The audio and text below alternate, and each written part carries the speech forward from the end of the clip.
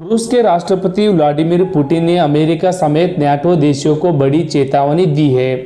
Putin ने कहा है कि अगर यूक्रेन की ओर से लंबी दूरी की मिसाइलों से रूस पर हमला होता है तो इसका मतलब होगा नाटो का युद्ध में शामिल होना।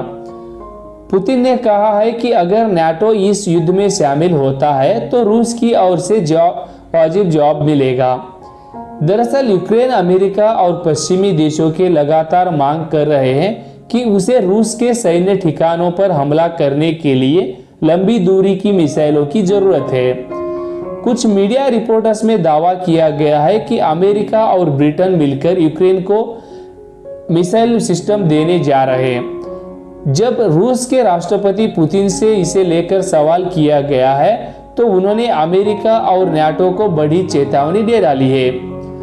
पुतिन ने कहा है कि यूक्रेन और पश्चिमी देश तथ्यों को घुमा फिरा कर पेश करने की कोशिश कर रहे हैं। उन्होंने कहा कि सवाल ये नहीं है कि क्यों शासन को रूसी क्षेत्र पर हमला करने की अनुमति दी जाती है या नहीं, बल्कि सवाल ये है कि क्या नाटो इस जंग में सीधे तौर पर शामिल होगा।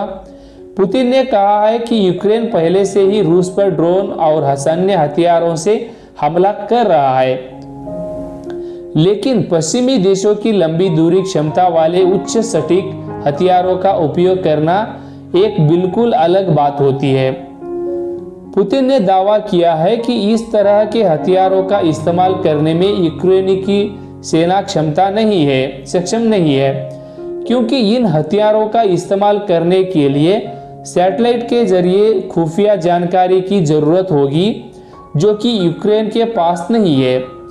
उन्होंने कहा कि केवल यूरोपियन यूनियन और अमेरिकी सैटेलाइट ही इस तरह की जानकारी दे सकते हैं।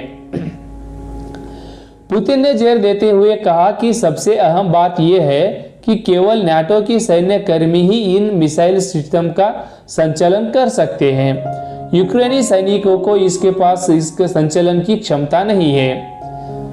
ऐसे में अगर यूक्रेन की ओर से लंबी दूरी की मिसाइलों से रूस पर हमला होता है तो साफ तौर पर यह माना जाएगा कि नाटो इस संघर्ष में सीधा तौर पर शामिल हो गया है, और अगर ऐसा होता है तो इससे इस जंग का स्वभाव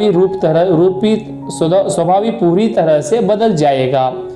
पुतिन ने कहा है कि अगर नाटो देश यूक्रेन को लंबी दूरी की मिसाइलों देते हैं और उससे रूस पर हमला होता है तो यह माना जाएगा कि वो रूस के साथ सीधे तौर पर जंग कर रहे हैं। पुतिन ने कहा कि इस स्थिति में हम अपने पास मौजूदा विकल्पों के मुताबिक ही जवाब देंगे।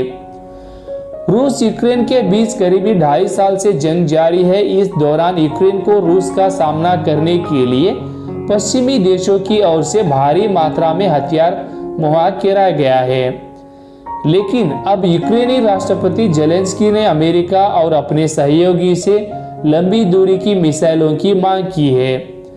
जेलेंस्की ने दावा किया था कि रूस के सैन्य ठिकानों का तबाह करे उसे शांति वार्ता के लिए राजी किया जा सकता है।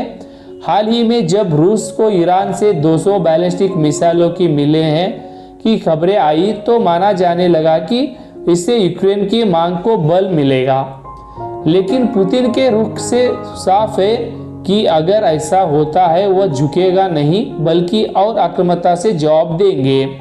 दोस्तों, ये है रूस और यूक्रेन के बारे में जानकारी, युद्ध की जानकारी। क्या इसमें नाटो का युद्ध में शामिल